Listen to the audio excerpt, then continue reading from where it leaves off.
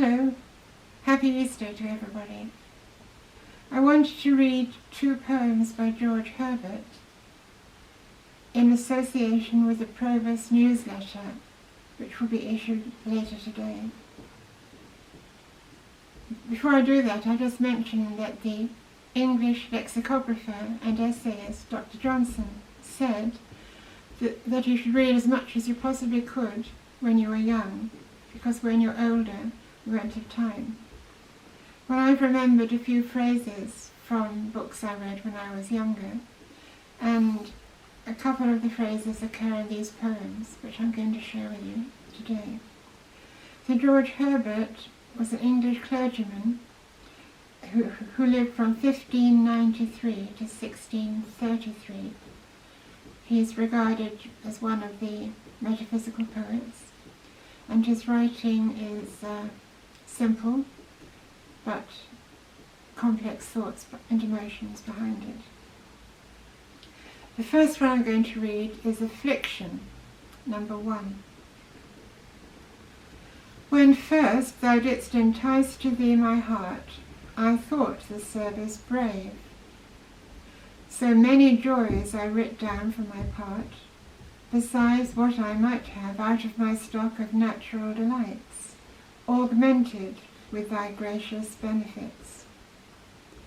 I looked on thy furniture so fine, and made it fine to me. Thy glorious household stuff did me entwine, and tice me unto thee. Such stars I counted mine, both heaven and earth paid me my wages in a world of mirth. What pleasures could I want, whose king I served, where joys my fellows were? Thus argued into hopes, my thoughts reserved no place for grief or fear. Therefore my sudden soul caught at the place, and made her youth and fierceness seek thy face. At first thou gavest me milk and sweetnesses, I had my wish and way. My days were strewed with flowers and happiness, there was no month but May. But with my years sorrow did twist and grow, and made a party unawares for woe. My flesh began unto my soul in pain, sicknesses clave my bones, consuming agues dwell in every vein, and tune my breath into groans. Sorrow was all my soul. I scarce believed, till grief did tell me roundly that I lived. When I got health, thou took'st away my life, and more, for my friends died. My mirth and edge was lost, a blunted knife was of more use than I. Thus, thin and lean, without a fence or friend, I was blown through with every storm and wind. Whereas my burthened spirit rather took the way that takes the town, thou didst betray me to a lingering book, and wrap me in a gown. I was entangled in the world of strife, before I had the power to change my life. Yet, for I threatened oft the siege to raise, not simpering all mine age, thou often didst with academic praise melt and dissolve my rage.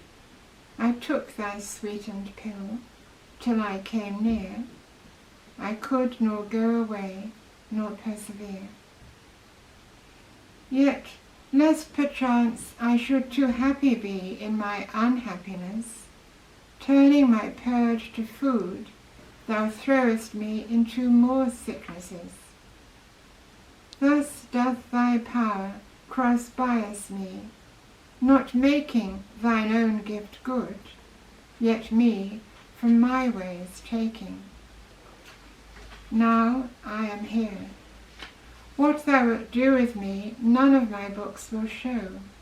I read and sigh, and wish I were a tree, for sure then I should grow to fruit or shade. At least some bird would trust her household to me, and I should be just. Yet though thou troublest me, I must be meek.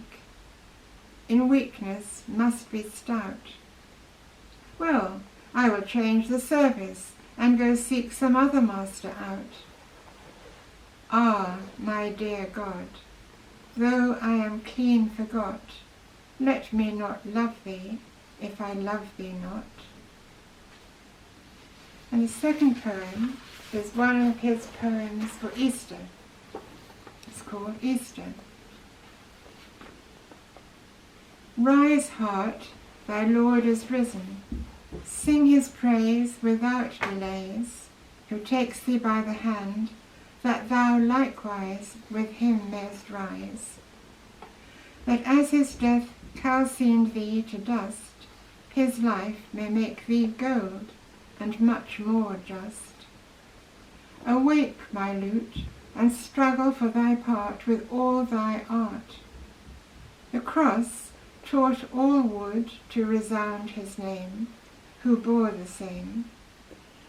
His stretched sinews taught all strings what key is best to celebrate this most high day. Consort both heart and lute, and twist a song pleasant and long.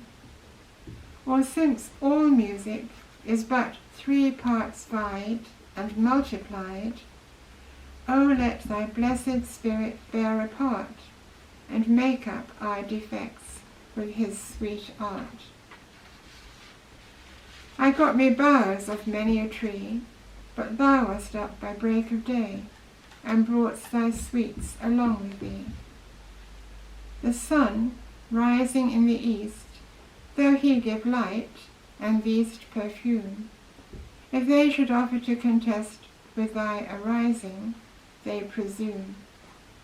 Can there be any day but this, though many suns to shine endeavour?